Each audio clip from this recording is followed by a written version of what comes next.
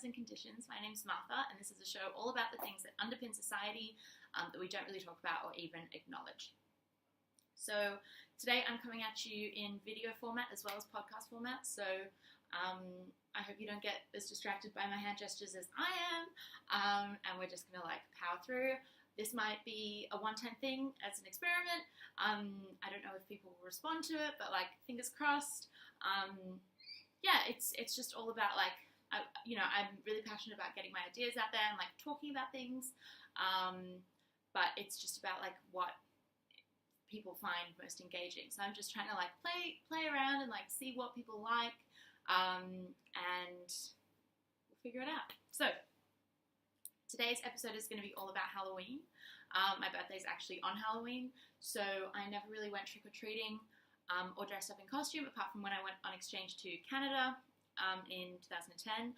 But yeah, I usually just had dinner with my parents for my birthday. So, but I think that there's recently been a big movement in the social justice community online talking about Halloween and talking about some of the issues that I want to touch on today. So I'm going to be talking about blackface, I'm going to be talking about cultural appropriation, and I'm going to be talking about slutty costumes. And the kind of mean girls breed of slutty costumes, where girls wear something tight and form-fitting and revealing, and then they put mouse ears on. They're I'm a mouse. Duh. Great movie, by the way. I'm sure most of my podcasts and vlogs and whatever are going to be, they're going to have mean girls references just peppered through them. So first I want to talk about blackface. And blackface is one of those things that in the social justice community, there's a lot of eye rolling and groaning and oh, do we really still need to talk about this? And we do, because it still exists, it still happens. I mean, even this year, we've seen so many people using blackface and sort of costumizing slavery and black oppression. And I even though I'm not a person of colour, I'm white, obviously, I'm very pale white. I do want to refrain from saying African American, because I don't think that encapsulates all black experiences. You know, not everyone is from I understand that everyone is from African descent, but they're not necessarily all American, and so they have different experiences and different ways of moving through the world and experiencing that kind of thing. So you know, within the sort of black community, I think Indigenous people fit in there. Of course they fit in their own subsection, and they have their own unique problems, but with dark skin comes lots of problems that white-skinned and white passing people don't understand and can't experience for themselves. So I don't want to, if you identify as, I don't want to offend anyone, which is, I'm going to do a podcast all about that and how people take offense really easily. But I don't want to offend anyone. I hope you hear what I say. So blackface is, you know, it's just one of those things that how is this still a thing? How do people still think this is okay? There's a video that recently went up on Buzzfeed, and it was people who were white or just non-black, but maybe a person of colour or maybe white, and dressing up as a dark-skinned person, but not doing blackface, and how they were still so recognisable. And the point they were making was that if you have to rely on blackface for people to understand who your costume is of, it's a shitty costume. And while costuming is part of Halloween, blackface is historically a thing that has happened within media, and it's often gone along historically it's gone along with being stupid and obtuse and really slow, and it was a perfectly acceptable thing back in the day, you know, in the sort of 20s and 30s, I believe. Early movie stars and TV stars would dress up in blackface and pretend to be a black worker in the fields, and and it was just like, it was like, oh, we'll all like laugh at this black person, like how hilarious, like they're so dumb because they're black. You know, that's horrific. Like that's like, when you think about those historical roots, if you have any knowledge of that, like how can you still look at it today and be like, it's fine, like it's not offending anyone. So today there's a great movie, which I'll link everything in the description box wherever you get this. But there's a great movie called Dear White People, which is great. It looks at sort of college life in America and how blackface and like racism still exists in a sort of post or, you know, during Obama era. And you know, people in America at these like fraternities and sororities, they still have like thugs and sluts parties where people go on blackface and they like, you know, dress up in like huge chains and like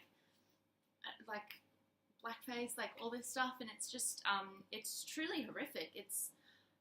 I think like if we're relying on that for humor and for comedy, and if people genuinely think that's funny, I think there's something wrong there. Like, we can't still be debating this because it's just so horrifically offensive, and it takes into like it takes no consideration of like any black experience or any hardship that's been experienced, and the historical roots of oppression that you know still exist today, that like are still perpetuated within our society in like structural ways.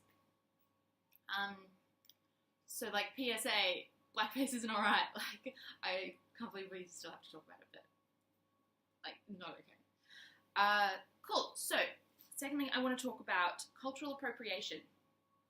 Another thing that, like, as if we still need to talk about this, but you know, I was talking to my mum the other day, and she didn't really sort of, it's just that no one's ever sat down and like told her what's wrong with cultural appropriation and like what it even is.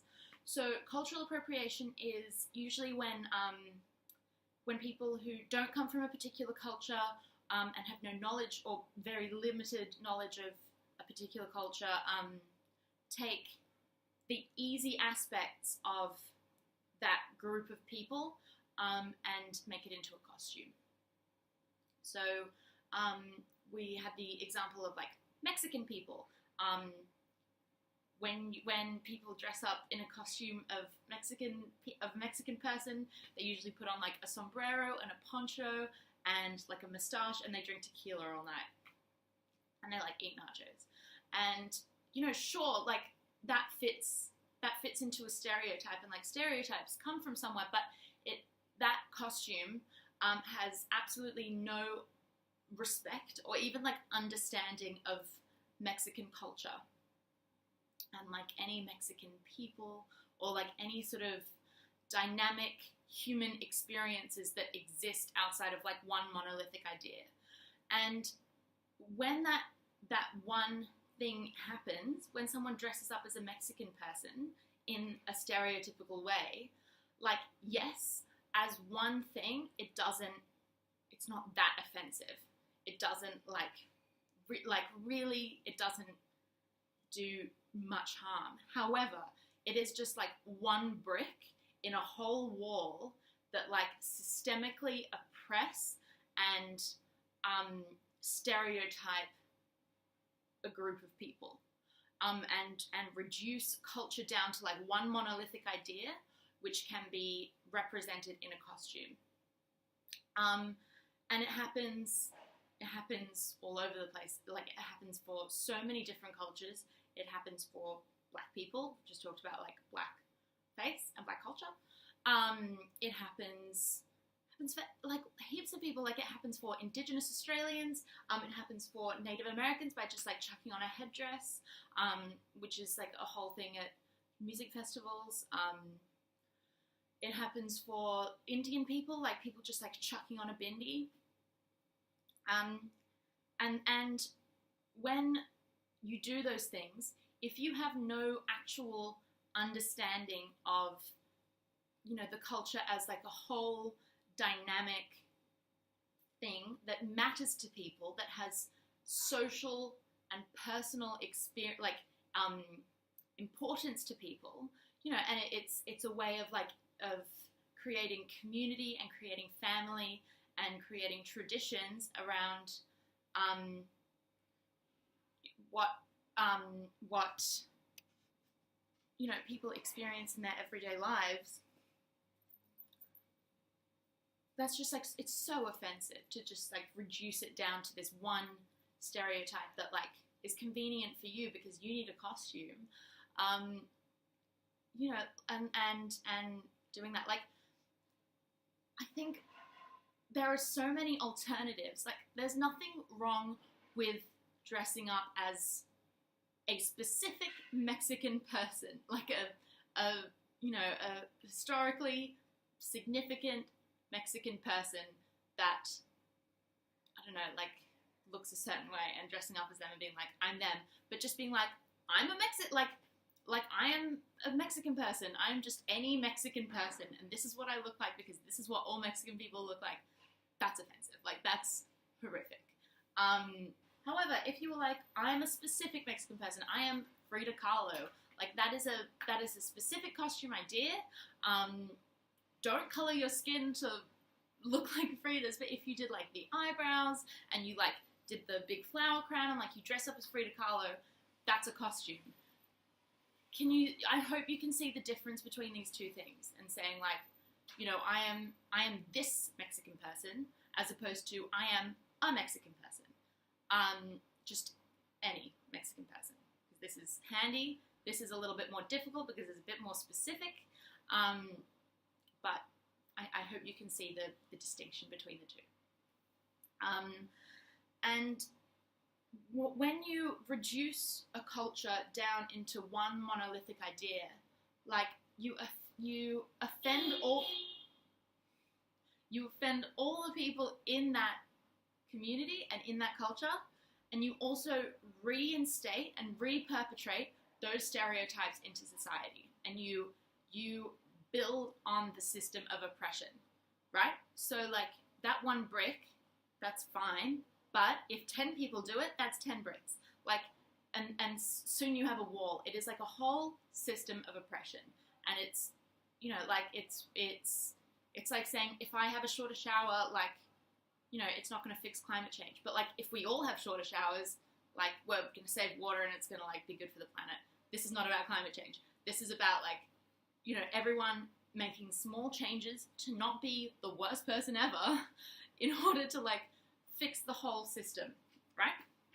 Okay, so I hope we're all on the same page about that. Okay, next I want to talk about slutty costumes, because I don't want to slut shame anyone. I don't want to be like, you're disgusting because like you had your tits out on Halloween. Like, that's pretty lame. Like, I do believe that you should have the freedom to wear whatever you want, whenever you want.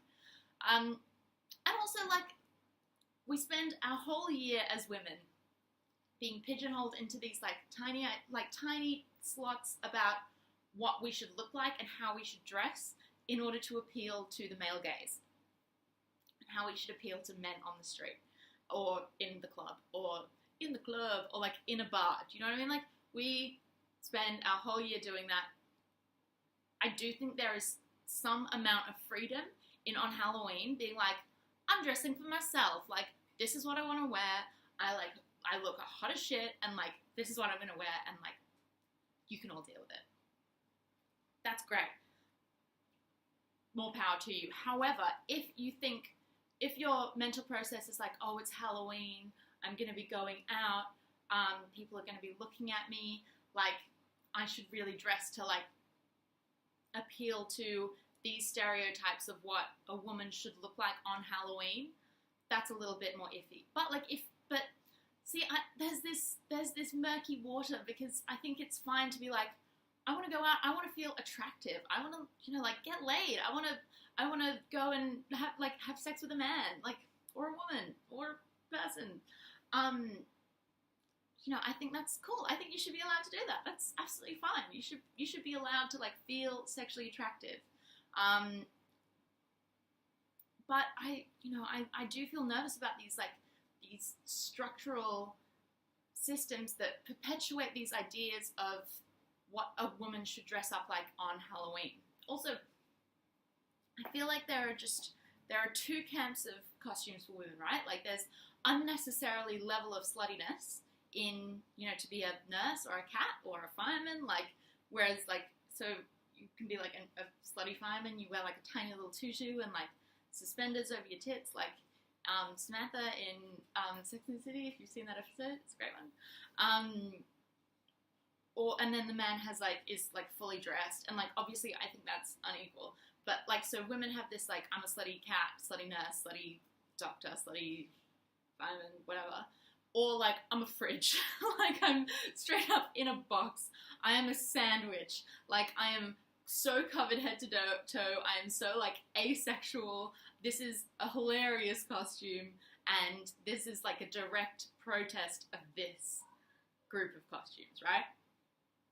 And there seems to be very little middle ground. I was just talking to my friend about my brother. He went for Halloween once. He didn't go as a whippersnipper, he went as a whippersnipper box. He just bought a whippersnipper and he went in the box, and my mum cut out holes for his arms and like his legs, and it was hilarious. But that's, even though he's not a girl, that's how I'm imagining like this camp of costumes. Like I am something large and asexual and like hilarious, like absolutely hilarious. And there's very little middle ground, and I think both of them speak to this system of what women should look like, right? So you're either fitting into that, or you're going so far in the opposite direction that you're like actively protesting it. And so there's very little room for empowerment. Well, can you see like the cogs are turning and I'm struggling? I think what needs to stop here is the system of creating these ideas of what a woman should look like, and then when she fits into that camp, the simultaneous shaming of her and saying like, you're just dressed up as like a slutty cat. It's like, yeah, well, there were no other options. Like I was either going to be this or a fridge. Like those are the options. I think we need to stop the shaming of other women, right? I'm guilty of this. Lots of my friends are guilty of this. Lots of the people I know are guilty of this. The sort of like, oh, like, who's she trying to impress? Like, you know, she's got her tits out and her legs out and her whatever out, and like she's just out here like looking to hook up. Nothing wrong with that. Like, I think, yes, it's fine to go out looking to hook up, but even if you're not, you should be allowed to move around in something that you feel great in without feeling shamed. And that goes for like the fridge costume as well. Sorry, I'll stop saying fridge. I'm looking directly at my fridge and it's all I can think of that's like large and rectangular and not a whippersnipper box.